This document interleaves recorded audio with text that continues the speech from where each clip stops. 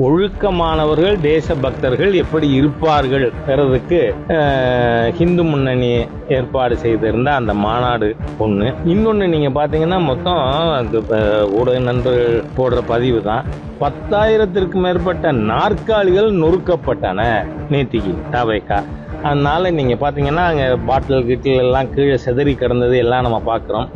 இப்படி ஒரு மாநாடு நடந்தாலே அந்த இடத்தை அலங்கோலப்படுத்தின ஒரு கட்சி ஆட்சிக்கு வந்தா தமிழ்நாடு எவ்வளவு அலங்கோலமாகுங்கிறத நேற்று தாவேகா மாநாடு மக்களுக்கு வெளிச்சம் போட்டு காட்டி இருக்கு.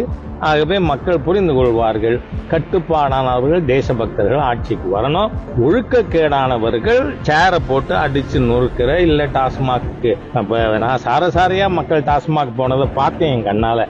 நீங்க தான் எல்லாத்தையும் போட்டு மக்களுக்கு வெளிச்சத்தை கொண்டுருங்க, அதுக்கு உங்களுக்கு ஒரு நன்றி.